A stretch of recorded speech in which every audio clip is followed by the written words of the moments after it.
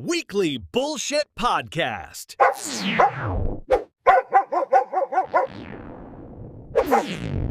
또 지난 에피소드에서 이 행위에 대해서 말을 해봤잖아요.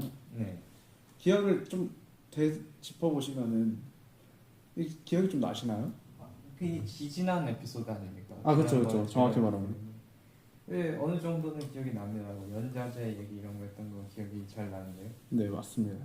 또 이 지난 에피소드를 한번 랩업을 해보자면은 네. 저희가 이제 뭐 좀 의견이 다른 부분도 있었지만 서로 네. 의견이 겹치는 부분이 좀 있었지 않습니까? 그렇죠. 그게 이제 제가 한마디로 좀 정리를 해봤는데 이 행위란 것은 자유의지를 가진 자가 네. 자기 또는 부자기로 행하는 경우에만 책임의 전제가 될 수 있다. 네. 우리 이거에 대해서는 어느 정도 합의에 이른 것 같아요. 그렇죠. 그죠? 그리고 이거 뭐 실제로 자유의지가 있는지 없는지에 대해서는 미지의 영역을 좀 남겨뒀던 것 같습니다. 네. 네, 그래서 이번 에피소드에서는 이 행위에 대한 논의를 조금 형법에 적용을 해보자라는 생각이었습니다. 사실 행위 자체가 어떤 형법 이론적 측면이 분명히 있고 형법 이론에서도 행위란 무엇인지에 대해서 다루긴 하지만 조금 더 우리의 실정 형법, 우리의 실제 형법에 적용을 한번 시켜보면 어떨까 라는 생각이어서 네, 이번에는 구성 요건에 대해서 한번 얘기를 나눠보겠습니다. 구속 요건이요? 네, 네. 구성 요건이 뭔지 아시나요? 뭐 구속할 수 있는 구성 요건, 성요건. 성위요? 네. 네. 저는 모르죠 전혀. 구성 요건을 모르시군요. 네. 구성 요건이란 게 가장 간단한 예시가 살인죄 아시죠? 살인죄를 알죠. 살인죄가 뭡니까? 살인을 하면 처벌을 받는 게 살인죄죠. 그렇죠. 네. 이게 구성 요건이라는 것은 살인을 한 자, 이게 구성 요건이거든요. 네. 그래서 이 구성 요건이 어떻게 구성되어 있고 구성 요건들 간에 어떤 유기적인 의미가 있는지 그걸 파헤치는 게 구성 요건 단계에서 이제 저희가 해결해야 될 문제입니다. 일단 들어가기 전에 제가 이번엔 조금 저희가 저번 에피소드 끝나고 피드백을 좀 나눠봤잖아요. 네. 이게 처음에 시작하기 전에 전반적인 얼개를 그려주고 에피소드를 진행하는 것이 더 좋겠다라는 생각이 있어서 제가 먼저 이번 주제의 얼개를 잡아보자면은 일단은 형법의 모든 이야기가 일관될 수가 없어요. 무슨 말인지 아시겠죠? 잘은 모르겠어요. 네. 네. 그러니까 일관될 수 없다는 게 무슨 말이죠? 일관될 수 없다는 게 여기선 이런 뜻으로 쓰이지만 저기서 저런 뜻으로 쓰이고 그 용어를 말씀하시는 건가요? 용어의 관점에서도 그렇고 어떤 형법에는 세계적인 주의라는 게 있습니다. 네. 그러니까 이걸 해석할 때는 이런 주의로 해석을 해야 되고 저걸 해석할 때는 저런 주의로 해석해야 되고 네. 근데 그 전부에 적용되는 게 이거는 들어보셨을 건데 재형법정주의라고 아시나요? 전혀 못 들어봤죠 저는. 네. 그랬을 것 같았습니다. 말을 그렇게 하십니까? 이 죄랑 형, 범죄와 형벌은 법으로 정해져야 된다 라는 주의고 그 대표적인 예시로 그 법이 생각하기 전에 했던 행위를 처벌해서 안 된다 뭐 그런 내용들까지 있습니다. 네. 이런 일반적인 원칙들이 있는데 네. 우리 앤디 씨도 아시겠지만 원칙은 뭐가 필요합니까? 원칙이 뭐가 필요하냐고요? 네. 법에 있어서요? 아니 뭐 일반적으로 원칙을. 근데 너무 브로드한 질문이잖아요 그거는. 네. 네, 그래서 제가 정답을 준비했죠. 네. 원칙이 있으면 예외가 있는 법이죠. 그쵸. 그렇죠. 그런가요? extraordinary한 사람들도 있고 조금 보면은 뭐 저런 것까지 그런. 근데 자연 법칙에는 예외가 없을 때까지 법칙을 이제 좁혀 나가는 걸 목표로 하잖아요, 그렇죠? 그런 원칙이 있으면 베스트겠지만 그런 원칙은 현실적으로 파악하기 힘들죠. 근데 자연과학 연구에서는 그게 있다고 보는 거잖아요, 그죠? 있는지 없는지 모르는 거 아닌가요? 그 뭐 예를 들면 수학 같은 경우에서는요 네. 예외를 두지 않죠. 그 시스템 내부에서 시스템 내부에선 예외가 발생하지 않는 거죠. 네. 하지만 현실 세계에서 예외가 발생할 수 있냐? 그 사실 뭐 그래 글쎄요. 수학은 현실과는 좀 동떨어진 학문이잖아요. 그거는 뭐 네. 수학을 어떻게 활용하냐에 따라 그쵸? 달라지죠. 뭐 응용 수학 같은 경우에는 다른 얘기를 할 수도 있고 그 수학이 애초에 발생하는 데 있어서 현실에서 인스피레이션을 받는 거기 때문에 네. 뭐 연결고리가 있다고도 할 수 있겠으나 또 현대 수학은 너무나 추상적이기 때문에 어떤 현실에서의 균합적 추론이나 경험들이 작용할 여지가 전혀 없는 거죠. 네. 그 내부의 체계가 완벽하게 만들고자 하는 게 목적이기 때문에 네. 그래서 그런 부분에 있어서는 또 예외가 없는 게 가능하지 않나라는 생각이 저는 드네요. 그렇죠. 네. 근데 그렇게 우리가 어떤 이론적인 측면이 아니라 현실 세계와의 그 코레스폰딩 과정을 거치게 된다면은 네. 사실 인간이 발견할 수 있는 그런 지적인 한계 내에서는 그 자연 법칙 혹은 그런 외부적인 세계와 네. 일정 부분 괴리가 있을 수밖에 없고 그런 부분에서 이제 예외가 나오게 되는 거 아닐까. 네. 저는 그렇게 생각하고 이 점에 대해서는 그 점에 대해서는 뭐 동의하는. 어느 정도 이제 합의가 된 걸로 알겠습니다. 네. 네, 그래서 형법도 사실 이렇게 똑같거든요. 네. 형법에 대해서 이론들이 다양하게 있지만 그 우리나라의 형법은 그 우리 앤디 씨가 저번에도 말씀하셨다시피 법이라는 게 결과적으로는 어떤 경험을 통해서 그 법을 더 강화하고 법을 더 진화시키는 그런 과정이 필연적으로 도입되게 되잖아요. 네. 그렇다 보니까 이게 형법 이론적으로는 일관된 이론 체계를 만들어낼 수 있지만 그 제가 일전에도 말씀드렸다시피 형법이라는 그 대상 자체가 그 이론에게 주어진 대상이거든요. 네. 그렇다 보니까 그런 대상과 이론 사이에는 어느 정도 차이가 있을 수밖에 없고 그러니까 제가 여기서 이제 드리고자 하는 말은 형법 이론적으로 일관되더라도 그것이 실제 형법과 다를 수 있고 네. 실제 형법은 비일관적일 수 있다 라는 말씀인 거죠. 그렇군요. 근데 저는 이제 소화하는데 좀 시간이 좀 걸려요. 왜냐면 제 전문 분야가 아니다 보니까. 그럼 밖에 나가서 한 바퀴 이렇게 뛰고 오시면 수화가 되실 텐데 어잉? 네, 그래서 뭐 지금까지는 사실 조금 아이스 브레이킹이었고요. 무거운 아이스 브레이킹. 다시 얼겠는데. 뭐 다시 안 올리면 되니까요. 네. 지금까지 아이스 브레이킹이었고 그래서 결과적으로 하고 싶은 말은 실제 형법에서는 예외가 분명히 있을 수밖에 없고 이거를 완벽한 하나의 체계로 만들어낼 필요도 없다라는 말씀이었고 근데 그걸 지향은 해야 되지 않나요? 지향해야 돼. 하지만 불가능한 걸 알면서 지향할 수 있는 거죠. 근데 아무튼 이런 식으로 논의가 이어질 거고 네. 그 다음에 이제 개별적인 어떤 케이스 그 토픽 위주로 진행을 할 건데 일단 1번이 법인의 범죄 능력. 회사한테 처벌을 할 수 있느냐? 당연히 할 수 있죠. 네, 랜드 씨의 생각은 일단 잘 안 왔고 2번 2번이 인과관계에 대한 얘기입니다. 그리고 3번이 고의에 대한 얘기인데 혹시 앤디 씨가 가장 먼저 해보고 싶은 얘기가 있나요? 뭐에 대해서요? 법인의 범죄 능력, 그다음에 인과관계, 고의 세 개 중에 법인의 범죄 능력에 대해서 얘기를 하고 싶어요. 법인의 범죄 능력. 네. 우리 앤디 씨는 방금 전에 법인의 범죄 능력이 있다고 네. 하셨던 것 같은데 좀 더 논의를 제가 이끌어 나가기 위해서 법인의 범죄 능력이랑 처벌 능력을 조금 구별을 할게요.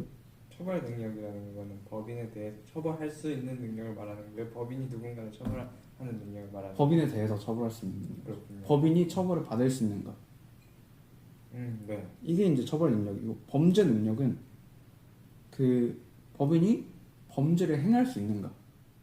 그러니까 법인이 이게 살인죄를 행할 수 있는가. 이런 말을 하는 거죠.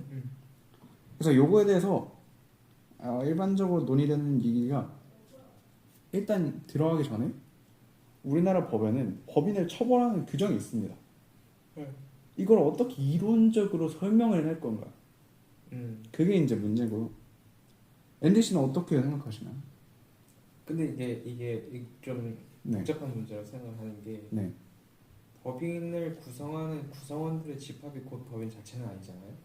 그러니까 뭔가 그거에 대해서 이제 우리가 논의를 해봐야 됩니다. 반환적인 것들이 모여가지고 또 다른 프로퍼티들을 만들어내기 때문에 네.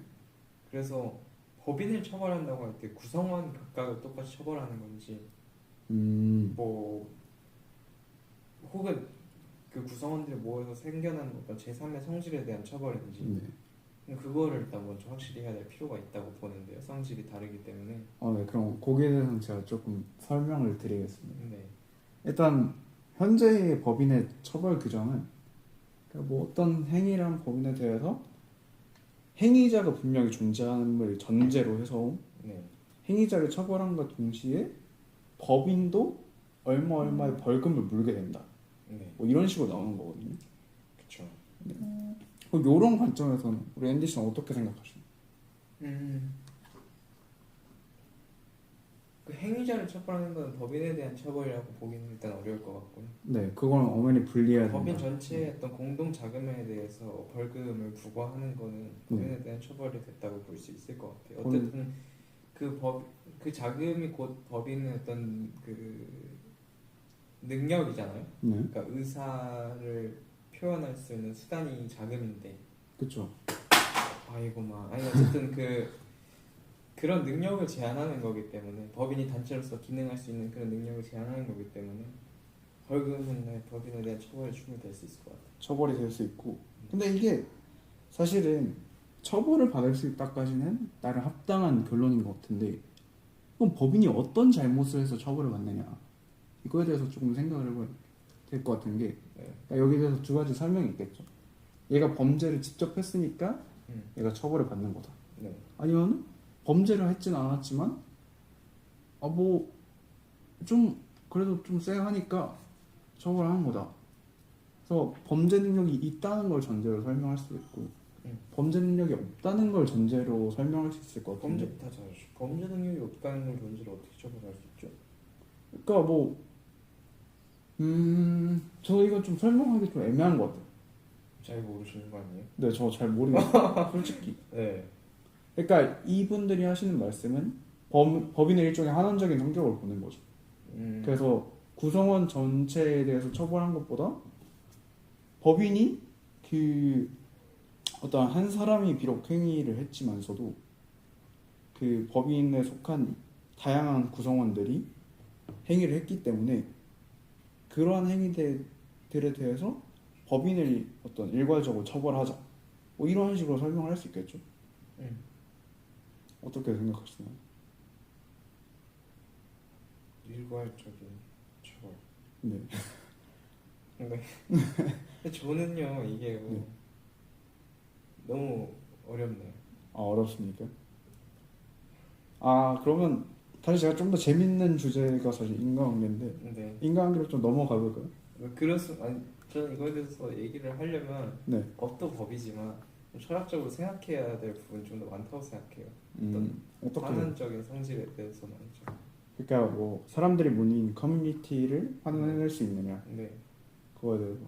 그리고 이제 그러니까 어쨌든 사법부는 법인을 처벌하고 그 법인은 또 내부에서 어떤 구성원들을 처벌할 능력이 있을 텐데 뭐 징계를 할 수 해고를 있겠죠. 시킨다거나 감봉을 시킨다거나 그런 차원에서 이런 다이내믹스들에 대해서 이게 좀 꼬여요. 생각을 하다 보면 머리가.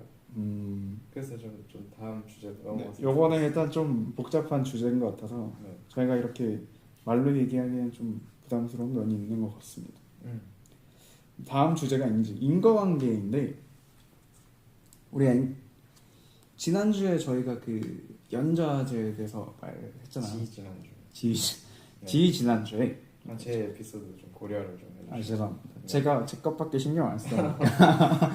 네. 지난주에 저희가 그 연좌제에 대해서 논의를 해봤었는데, 우리 앤디 씨와의 뭐라고 했었냐면은 연좌제에 대해서 아이가 했던 행위에 영향을 미칠 가능성이 있어서 부모에 대해서 처벌할 수 있다, 이렇게 말씀을 하셨습니다. 네. 근데 이제 인과관계에 여기서 이제 문제되는 게 아이의 행위 그리고 그로 인해서 발생한 상대방에 대한 피해 그리고 부모의 그 가능성 이런 각각이 어떤 릴레이션십으로 연결된 거죠. 그렇죠. 각각의 관계에서. 네. 그래서 이러한 관계들이 형법적 이제 인과관계라고 불리는 거잖아요. 그러니까 내가 어떤 행위를 함으로 인해서 저러한 결과가 발생했다라는 식으로 얘기가 될 텐데, 그럼 이제 인과관계를 어떻게 말할 수 있냐? 요거에 대해서 제가 리서치를 좀 해보다가 앤디 씨가 좀 흥미로워할 것 같은 주제를 들고 왔는데, 네. 이 물리학에서 인과관계를 논의한 그런 이야기들이 있더라고요. 그래서 인과관계에 대해서 이제 여러 가지 철학적인 메타피지컬한 논의들이 있는데, 이게 물리학에 적용될 수 있느냐? 그러니까 물리학에서 어떤 우리가 생각하는 철학적인 인과관계를 적용할 수 있는가에 대해서 러셀 선생님 아시죠? 아, 제가 존경하는 분입니다. 근데 러셀 선생님은 물리학에서 인과관계가 있을 수 없다 라고 하신 대표적인 분하고, 그래서 이런 걸 얘기하는 게 제거 이론, eliminationism 이렇게 불리는 거고, 이분들이 했던 주장이 뭐냐면은 그 물리학에서는 초기 상태가 주어지지 않습니까? 뭐 사고 실험에서는 그렇죠. 네. 네. 근데 이 초기 상태라는 것이 너무 광범위하잖아. 지구가 그렇죠. 아니라 태양도 있고 뭐 저 우주 바깥에 무언가. 그러니까 이런 나비 효과적인 상상을 할 수 있다 보니까 네. 그런 점에서 인과관계에서 원인을 하나를 이렇게 꼭 찍을 수 없다는 거, 포인트 아웃 할 수 없다. 그러한 게 첫 번째 논거였고, 그리고 이 물리학 같은 경우는 되게 뉴메리컬 하잖아요. 근데 그에 비해서 인과관계는 얘는 중요한 인과 원인이고 얘는 덜 중요한 원인이다. 이런 식으로 상대적으로 덜 수학적이고 덜 좀 자세함이 떨어지다 보니까 그런 점에서 물리학에 적용하기 좀 어렵다 라는 내용이 있었고, 마지막으로 물리학은 시간에 대해서 대칭적인데 네. 인과관계는 원인이 무조건 결과보다 선행해야 되지 않습니까? 그렇죠. 그러다 보니까 이러한 세 가지 이유 때문에 자연과학에, 특히 물리학에서는 인과관계라는 걸 상정할 수가 없다. 그래서 물리학 내부의 인과관계를 새로 만들어내거나 아니면 인과관계라는 걸 말할 수 없거나 둘 중에 하나로 가야 된다 라는 주장이 있었습니다. 이거에 대해서 우리 자연과학도는 아니지만 자연과학을 좀 나름 열심히 하는 앤디 씨가 어떻게 생각하시는지 제가 좀 궁금해서 질문을 드립니다. 뭐 제가 이해를 잘 못하고 있는 걸 수 있는데요. 네. 물리학에서 시간에 대한 대칭성이 있다는 거는 그 물리 법칙이 대칭성이 있다는 거예요. 어떤 뜻이죠? 그러니까 뭐 예를 들어서 뉴턴 이 법칙이라고 하면은 네. 그게 이제 과거 방향으로나 현재 방향으로나 일치한다는 얘기고요. 네. 근데 그 어떤 사건의 방향성이 있는 거는 팩트죠. 그러니까 그게 이제 되돌릴 수 있다 없다 문제. 뭐 예를 들면 엔트로피는 계속 증가하잖아요. 네. 엔트로피 증가 법칙이 과거와 현재 미래 모두 다 똑같이 적용된다는 점에서 네. 대칭인 거지, 그게 방향성이 없다는 얘기에서 대칭이 아니거든요. 그러니까 시간의 흐름은 분명히 존재하고 그거 시간의 흐름에 독립적으로 적용되는 법칙이 있다. 그게 이제 물리학 법칙인 거고, 이런 식으로 설명을 할 수 있겠네요. 그렇죠, 그렇죠. 네. 근데 이제 아무래도 제가 물리학도는 아니니까 물리학을 네. 많이 하긴 하지만 제 이해가 좀 부족한 걸 수도 있지만 어쨌든 제가 아는 선에서는 그렇고요. 네. 러셀 선생님이 이제 수리 논리학자 아니십니까? 그렇죠. 그래서 물리학자가 아니다 보니까 그런 부분에서 좀 오류를 범하시지 않았나 생각이 지금으로선 드네요. 러셀 선생님의 물리학에 대한 이해가 조금 떨어진다. 그렇죠. 그러면 나머지 두 가지 이유에 대해서는 좀 어떻게 생각하시는 거예요? 나머지 이유를 한 번 더 반박을 해주실 수 있을까요? 네. 일단은 네, 정리. 네. 일단은 그 인과성 제거 이론에서 드는 논거가 첫 번째가 그 초기 상태가 너무 많다. 두 번째가 이 인과관계는 모호하고 맥락 의존적인 반면에 물리학은 수리적이고 좀 더 자세하다. 마지막 세 번째가 우리 앤디 씨가 방금 따끈따끈하게 반박해 주셨던 그 시간 대칭적이냐 시간 비대칭적이냐 이런 문제였습니다. 일단 그거에 대해서 얘기를 할게요. 인과가 원인이 너무 많다. 네. 근데 원인이 많다고 해서 그게 인과관계가 성립을 안 하는 게 말이 안 되죠. 근데 그렇게 치면은 사실 이 인과관계라는 걸 우리가 사용하는 이유가 결과가 있으면 어떤 원인을 결국에는 결정하기 위해서 하는 건데 원인이 너무 많아 버리는데. 근데 원인과 결과가 항상 1대1 대응일 필요는 없는 거잖아. 어떤 함수 내부에 인풋이 여러 개 있고 아웃풋이 여러 개 있을 수도 있는 거잖아. 근데 인풋이 세상 모두가 되면 좀 곤란하지 않습니까? 그건 그렇죠. 그래서 이게 그리고 그렇게 된다면 사실 어떤 결과이든 간에 그 원인은 세상 모두 나는 그런 형태로 이제 진행이 되게 되는데 제가 그래서 얘기를 했지 않습니까? 물리학이라는 게 네. 물리학인 건 어쨌든 물리학은 아이디얼라이제이션들 하잖아요. 예를 들어서 그 어떤 현재상 초기 조건을 알 때 미래를 예측 그 이론을 이용해서 미래를 예측하는 어떤 그런 상황을 가정할 때 그 isolated 시스템을 가정을 한단 말이에요. 예를 들어서 태양의 중력에 의해서 행성이 어떻게 궤도를 도나를 생각을 할 때 뭐 다른 은하나 뭐 다른 것들이 없는 상태에서 행성 한 개, 두 개, 세 개 이런 식으로 한정된 수량의 바디들을 놓고 문제를 푼단 말이죠. 그렇게 가정을 해놓고 그게 물리학인 거고. 근데 물리학이 그러니까 가정 세계로만 이렇게 구성된다고 하면 조금. 근데 이제 그 가정들이 타당한 그 정도까지가 있는 거죠. 정도를 결정하는 게 물리학의 역할 아닌가요? 정도는 그거는 이제 판단을 잘 해야죠. 개인들이. 그러니까 그거를 예측을 하는 사람들이. 예를 들면 저기 달이 공전을 하는 데 있어서 가장 중요한 팩터는 지구하고 태양이나 어떤 그렇죠. 넓게 가면은 태양계 내부에 있는 다른 행성들이나 소행성들 혹은 뭐 성간 가스 뭐 그런 것들일 거고요.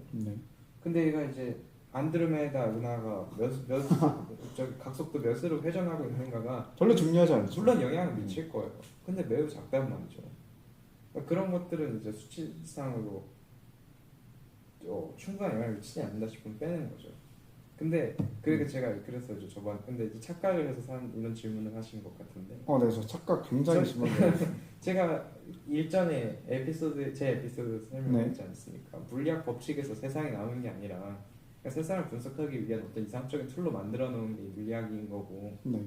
그럼 물리학은 어떤 우리 앤디 씨의 시선에서 봤을 때는 물리학은 그 자체로 컨시스턴트하고 그것과 그 세상 사이의 괴리를 인정하는 그런 형태로 물리학을 바라보시는 건지 아니면 저의 생각으로는 말이죠. 물리학의 목표는 세상과 완전히 동일한 형태의 이론을 만들어내는 거 아닌가?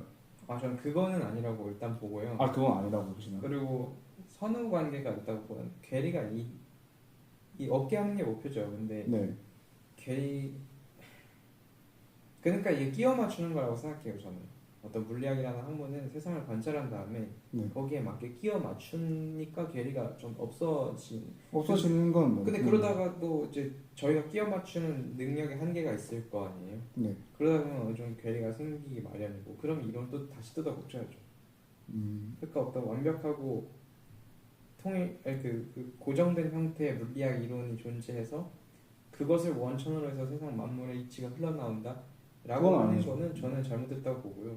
그런 측면에서 이제 물리학의 한자어 물리 만물의 이치다 이렇게 얘기하는 것도 전 사실 이제 좀 약간 오해를 불러일으키기 쉬운 이름이라고 생각해요. 어떤 점에서? 제가 말씀을 드렸잖아요. 물리학에서 세상이 흘러나오는 게 아니잖아요. 그건 그냥 우리가 분석하기 위해 만든 물리에 대한 학인 거죠. 물리를 우리가 어떻게 이해할 것인지에 대한 그럴 수는 있겠지만 그런 식으로 해석하면 충분히 할 것 같고. 네. 저는 근데 다시 이제 토픽으로 돌아와서 제가 이제 지적하고 싶었던 부분이 무엇이냐 한다면 우리 NDC가 어떤 그 물리학에서는 이런 닫힌 형태의 시스템을 이용해서 그런 이론을 쓰기 때문에 그거에 대한 한정된 어떤 리미티드된 초기 값들을 가질 수 있다라고 네. 말씀하시는 것 같은데 저는 이제 저의 생각으로서는 말이죠. 물리학이 그런 한정된 개를 쓰는 것은 닫힌 개를 쓰는 그리고 그런 거에 가정하는 것은 어떤 프랙티컬한 목표가 아닌가. 프랙티컬한 목적을 위해서 그걸 그냥 수단으로서 사용하는 것이 그렇죠. 그 자체의 목적에 그리고 그 물리학이 발전하기 위해서는 그러한 어떤 닫힌 길을 넘어서서 이 세상에 직접 적용될 수 있는 그런 형태의 이론을 만들어내는 직접 적용할 수 있죠. 그러니까 팩터들을 하나하나씩 늘려보는 거예요. 그러니까 팩터들을 늘리다 보면은 결과적으로 무한대가 된다고요? 무한대가 되다 보니까 네. 이 러셀 씨가 했던 지적이 정확히 이제 들어맞는 게 아니냐라는 게 생각이었습니다. 근데 물리학에서 인과관계를 어떻게 보냐에 따라 좀 다르죠. 여기서 말하는 인과관계는 현실 세계는 네. 인과. 근데 또 그것도 저는 의문이네요. 그 원인이 무한계면은요. 네. 그건 인과관계가 아니에요? 아니라고 볼 수밖에 없. 그러니까 그 우리가 사용하기에는 인과관계라고 볼 수 없지 않나라는 저는 생각입니다. 저는 거기에 대해서 회의적입니다. 그건 원인에 대한 사실 이야기니까 네. 원인에 대한 이야기를 저희가 어떤 그렇게 했을 때 원인이 있다라고 말할 가치가 있나? 그거에 대해서 그러니까 좀 회의적이에요. 이건 그냥 뭐 예를 들어서 어떤 특정 현상에 있어서 네. 물리학에서 논하는 그 어떤 작은 현상 하나에 있어서 인과관계가 있냐 없냐는 논할 가치도 없이 당연히 있다라고 보는 게 맞는 것 같고요. 일단 예를 들어서 스프링을 눌렀다 뗐는데 진동을 할 거 아니에요. 어떤 특정 속도로 진동을 할 텐데 거기 그걸 결정하는데 필요한 팩터들은 그렇게 많지는 않거든요. 근데 이제 러셀 씨의 입장에 따르면은 그 스프링을 잠시 눌렀다 떼는 것만으로도 이게 우리 NDC가 만약에 그러니까 살아 있었다면 죽었다면 그래서 지구가 없었다면 있었다면 이게 모든 근데 것들이 다 원인이 그러니까 돼. 제 말은요. 네. 정확하게 그 현상 자체를 얘기하는 게 아니에요. 스프링이 왜 이렇게 왔다 갔다 거리냐, 왜 왔다 갔다 거리냐는 질문에 대해서 답을 할 때는 그거는 충분히 인과관계라는 개념을 도입할 수 있을 것 같고요. 실제로 정확하게 그러니까 한치의 오차, 그러니까 한치의 오차라는 거는요. 네. 정확하게 이퀄이라는 말이에요. 어떤 뭐 무리수로 생각을 하더라도 끝도 없이 똑같은 네. 값이 이루어지는 수치의 정확도로 맞출 수 있느냐. 정확도가 100%만이어야지만 얘기하는 거죠. 그거를 할 때는 말씀하신 것처럼 뭐 팩터가 무한대일 수 있겠죠. 네. 근데 팩터가 무한대라고 해서 그거를 인과관계가 아니다라고 단정 지을 수 있는가는 전 잘 모르겠어요. 그럼 NDC의 말은 어떤 원인들 간에도 네, 중요한 원인이 있고 덜 중요한 원인이 있고 그런 그건 맞죠. 뜻인 거예요. 그건 맞죠. 그럼 다시 이제 두 번째 이렇게 러셀 씨의 의문으로 들어와서 분명히 중요한 원인이 있고 덜 중요한 원인이 있는데 네. 이걸 어떻게 그럼 물리적으로 또는 수학적으로 표현해낼 수 있을지 그게 가능한 건지.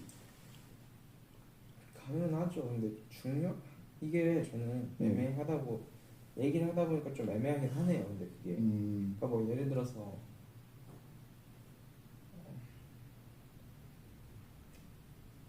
그 올리버 씨가 달리기를 하는데 네.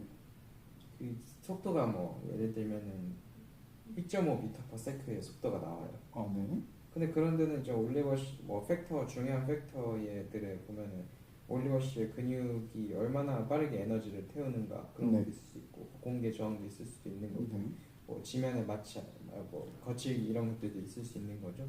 근데 예를 들어서 공기 저항 같은 경우에는 전 속도의 한 10% 정도만 어카운트를 해요. 네. 근데 올리버 씨 근육의 움직임은 70% 정도로 어카운트를 해요. 네.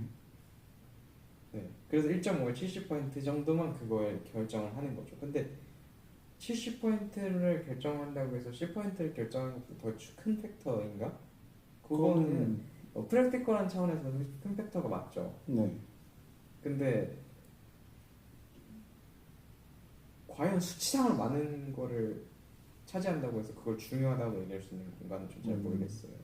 저도 한 가지 이렇게 말씀드리고 싶은 게 사실 원인이라는 게 어떻게 보면 우리의 생각으로서는 원인이 없으면 결과가 없다라는 형태로 정의를 해낼 수가 있잖아요.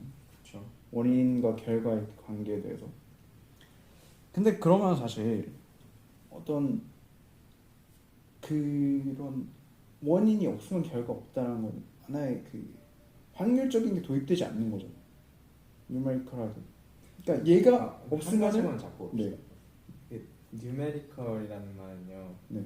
애널리틱의 반대말이거든요. 네. 애널리틱은 이제 방정식을 풀 때 뭐 2차 방정식이라고 하면은 근해 공식을 써서 이렇게 한 번에 딱 값을 내는 게 애널리틱이라고 하고 뉴메리컬은 그냥 여러 값을 그냥 연속적으로 때려 넣다 보면 하나가 떨어지는 걸 뉴메리컬을 한단 말이에요. 근데 그 단순히 어떤 숫자로 값을 도출한다고 해서 뉴메리컬이라고 하는 거는 좀 오개념 같고요. 그때는 근데 뭐 그 퀄리테이티브 컨텍스트에 따라 좀 다른 거니까요. 근데 여기서는 퀄리테이티브 퀀티티브를 사용하는 게 맞는 것 같아요. 저는 그렇게 생각하지 않습니다. 여기서는 네, 저의 맥락을 끝까지 한번 들어봐 주시죠. 퀀티티브를 좀 사용해 주셨어요. 저의 맥락을 끝까지 한번 들어봐 주시죠. 일단 한번 말씀해 주세요. 그러니까 어떻게 보면은 우리가 그 70%의 속도에 영향을 미친다고 해서 네. 이 만약에 제 근육이 없다라면은 네. 내가 70%로 달리지 못하는 건 아니지 않습니까? 속도가 70%가 줄어드는 거죠. 네. 그러니까 이게 저의 생각에는 말이죠. 저의 근육, 그 다음에 공기, 뭐 이런 것들이 여러 가지가 원인으로 상정될 수 있겠죠. 네. 근데 만약에 저의 근육이 없다고 가정을 한다면은 네. 분명히 저는 달릴 수 없을 겁니다. 그렇죠. 그리고 제가 뛸 때 마실 산소가 없으면은 저는 분명 달릴 수 없을 겁니다. 근데 이런 각각의 원인들 간에서 무엇이 더 중요하고 무엇이 더 중요하지 않을지 이걸 결정하는 게 저의 입장으로서는 불가능하다라는 말이었어요. 그러니까 우리 앤디 씨가 했던 말은 속도에 영향을 미치는 그러한 관계를 말씀해 주셨지만 저는 그거는 좀 인과관계가 아니라 그거는 어떤 방정식에서 사용될 수 있는 방법이라고 생각했습니다. 맞는 것 같아요. 그러면 앤디 씨는 어떤 물리학에서 인과관계가 없다라는 아니요, 그거는 아닌 것 같아요. 그럼 제가 했던 말이 어디가 어떻게 아니 올리버 씨 말은 맞는데 네. 올리버 씨의 말이 물리학에서 인과관계가 없다는 거를 증명하지는 못하죠. 근데 물리학은 그 러셀 씨의 입장에 따르면 어쨌든 양적이고 그 자세하고 그런데 인과관계는 그에 비해서 조금 모호하고 또 질적이고 저는 그렇게 생각하진 않아요. 이걸 인과관계가 양적으로 표현될 수 있다라는 말씀의 관점으로서 그 속도와 근육량에 대해서 말씀해 주셨는데 제가 그거에 대해서 이제 일종의 반박을 한 거죠. 네.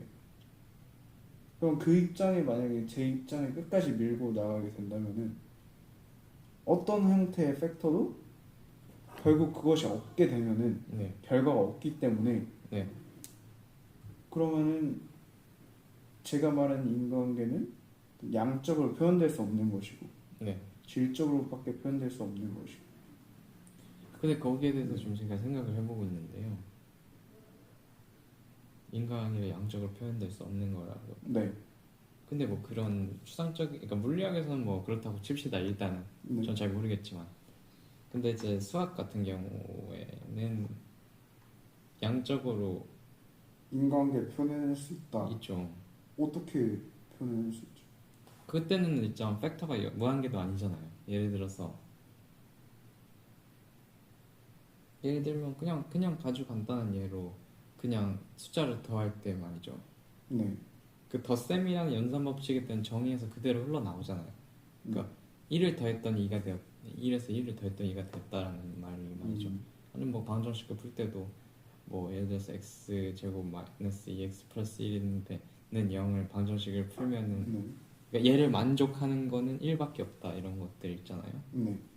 근데 그거는 사실 인과관계가 아니라 인과관계가 맞죠. 인과관계는 분명히 시간적이란 거라고 그걸 받아들이고서 이에 대해서 반박을 하셨는데 아 시간적인 것도 맞긴 하죠. 예를 들면은 1 더하기 이 2가 시간이라는 시간적으로 게 볼 수 있다. 우리의 개념은 아니, 그러니까 우리가 느끼는 이런 연속적인 시간은 아닐지라도 네. 그냥 선후의 관계가 존재하는 걸 시간이라 생각을 한다면 네. 그것도 맞죠. 예를 들어서 1이 있어서 봐요 먼저. 근데 거기다 1을 더했더니 2가 됐어요. 네. 그 선후 관계는 존재하는 거고 그 덧셈이랑 연산이 정해졌고 어떤 걸 더하는지 정해졌다면 다음 그 숫자가 나오는 거잖아요.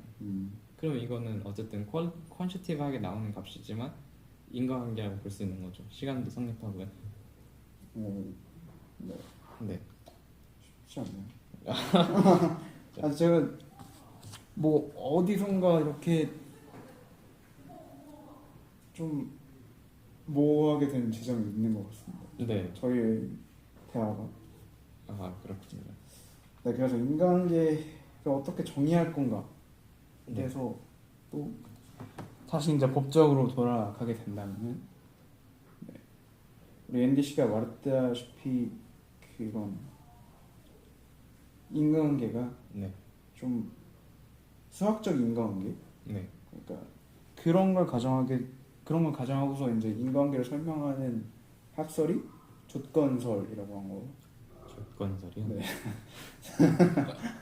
조건설이라고 하는 거고. 네. 또 그 반대에서 나온 게 합법직접 조건설이라고 하는데 네. 얘 합법직접 조건설 같은 경우에는 그 상대적으로 좀 완화되는 형태의 조건설인 거죠. 왜냐하면 조건설을 취하게 된다면은 러셀 씨가 말했다시피 모든 초기 상태가 결과적으로 그 머리 대고 네. 아네 못생긴 애들. 아니 근데 팟캐스트를 찍다가 갑자기 아 너무 못생겼죠. 파트너가 못생겼다고 이런 식으로 지적하는 거는 저는 바람직하지 못하다고 봅니다. 네 아무튼 네. 그리고 마지막으로 이제 도입되는 게 상당 인과관계설입니다. 네. 이거 같은 경우는 조금 확률적 개념을 도입하는 건데 음. 그 인과관계에서 확률을 도입하는 게 맞느냐? 엄밀하게는 안 되죠. 근데 현대 물리학에서는 다 확률을 쓰잖아요, 그죠? 그러니까 현대 물리학에서 일단 NDC 입장에 그 물리학에서 인과관계를 사용할 수 있다라는 아 저는 그건 아니고요. 아이고 그러니까 물리학에서는 인과관계 사용할 수 있는 게 맞고요. 네 물리학을 현실 전체, 그러니까 물리학의 어떤 아이디얼라이즈된 가정을 해서 상황을 이제 기술하는 때는 인과관계를 당연히 사용할 수 있는 게 맞고, 네. 근데 현실 전체를 지금 확장을 하다 보면은 그거는 저는 잘 모르겠다는 입장이고요. 러셀 씨는 안 된다 했잖아요. 근데 러셀 씨는 근데 그쵸 네. 물리학을 적용하는 과정에서도 음. 이게 쉽지 않다. 그러니까 안 된다고 한 거는 근거가 사실 충분하지 않다라는 게 제 입장이었습니다. 아, 이것만으로는 상당히 그 물리학에서 인과관계가 적용될 수 없다라는 걸 충분히 이제 논증하지 못한다. 그렇죠. 그거예요, 바로. 그러면은 NDC는 결과적으로 물리학에서 인과관계가 있다는 걸 전제로 인과관계에서 어떻게 그 확률이 사용돼서는 안 되는지 그거에 대해서 생각이 있으시면 좀 말씀해 주시면 감사하겠습니다. 확률이요.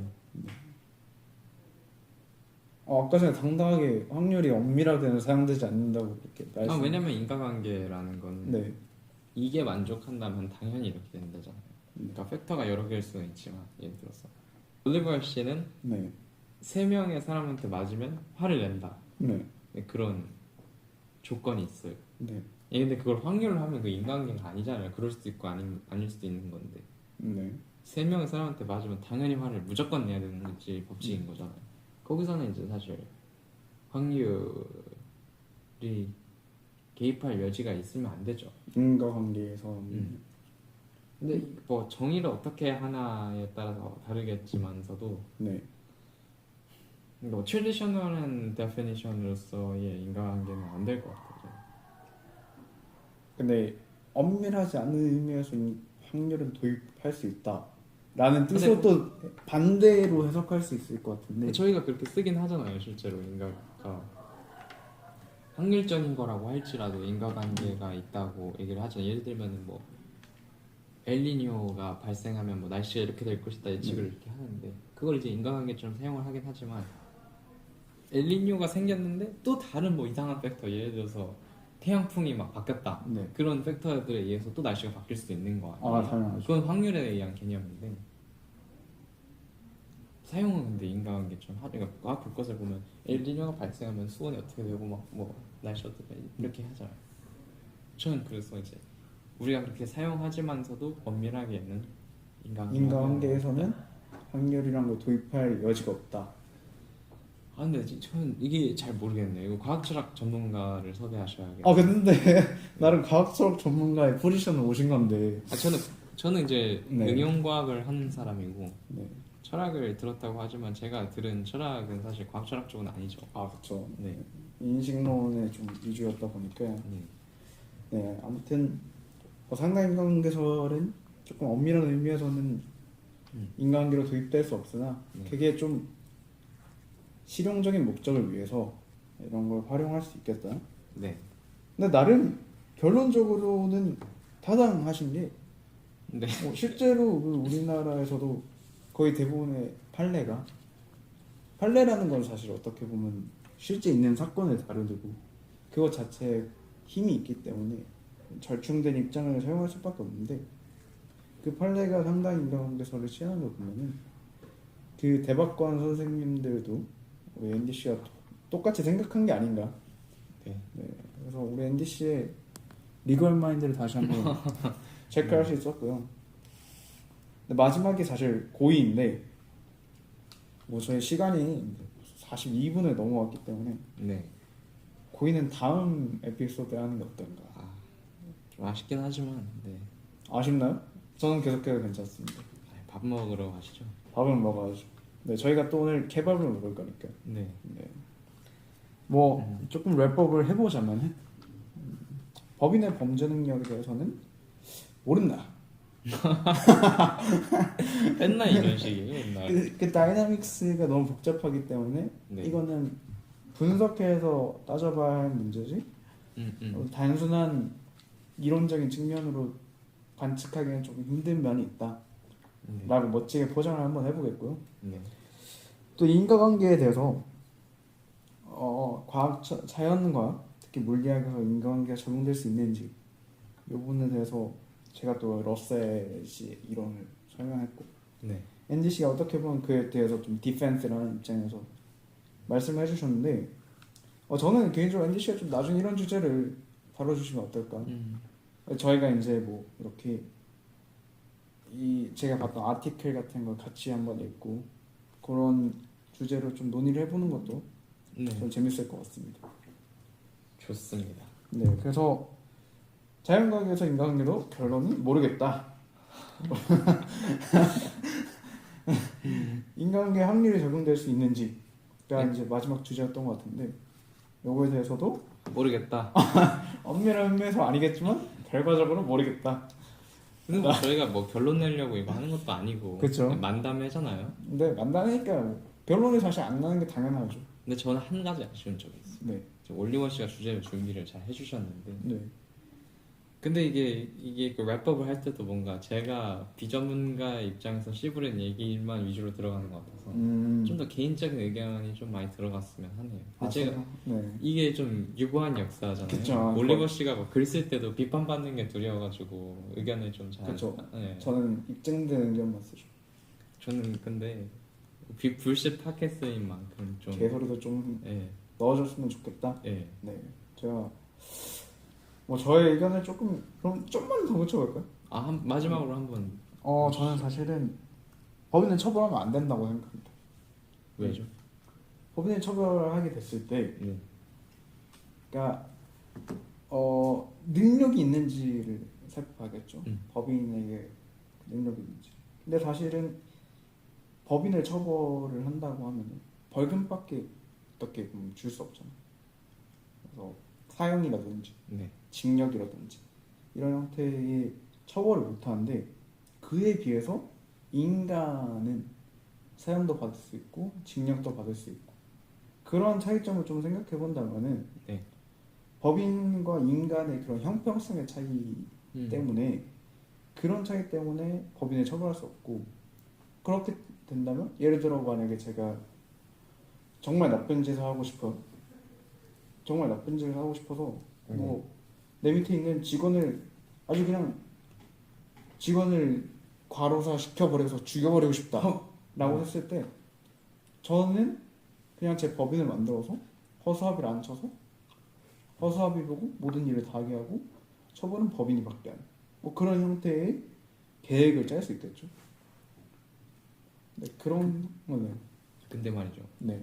그 공유지의 비극 같은 게 법인에서 저는 일어날 수 있다고 보는 게 책임을 같이 지다 보니까 사람이 이제 좀 모럴 하자드. 그렇게 네. 좀 범죄를 저지르기가 쉽잖아요. 법인의 이름으로. 네네. 근데 그걸 방지하는 수단은 그러면 처벌을 못하면 그거 어떻게 방지해야 되냐? 그냥 개인만 그러니까 거기에 연루된 개인만 처벌하는 방향으로 가자고 하는 말씀이죠. 네, 일단 알겠습니다. 네. 뭐 저는 그거에 대해서 좀 더 말을 해보자면은 네. 굳이 처벌이 아니라 그럼 손해배상을 하던가 뭐 그런 다른 방식으로 이제 법적으로 구제할 수 있는 것도 있고 네. 특히 법인 같은 경우에는 그 외적으로 봤을 때 그 법인은 법에 의해서 만들어진 그런 주체잖아. 네. 그렇다 보니까 법적 강제를 동원할 수 있는 방법은 더 많다. 네. 오히려 인간보다도 굳이 그 처벌로 한정시킬 필요가 없다. 라는 말씀을 드리고 싶었습니다. 아주 잘 들었습니다. 앞으로도 이렇게 네, 본인 의견 네. 적극적으로 피력해 주시면 참 감사하겠습니다. 제가 좀 더 노력을 해보겠습니다. 네. 저희가 이제 시간이 돼서 네. 인과관계에 대한 이야기는 제가 다음으로 또 미뤄버리겠습니다. 제가 언제나 그렇듯이 네. 미루는 건 또 전문가다 보니까. 그쵸. 네, 사실 저희가 오늘 이렇게 촬영을 함에 있어서 조금 우여곡절이 있었습니다. 네. 어제 앤디 씨에게 제가 33분을 안 보였다고 아니 그건 무슨 말도 안 되는 소리. 이 연락을 5시간가량 보지 않았다. 아니 제가 그래서 이게 촬영이 파토가 나는 게 아닌가 생각했었는데 다행히 그런 일은 없었고 아니 제가 뭐 삐지거나 이런 일은 없지 않습니까? 잘 삐질 것처럼 생각보다 잘 안 삐집니다, 여러분들. 네. 아무튼 지금까지 위클리 불쉿 팟캐스트였습니다. 감사합니다.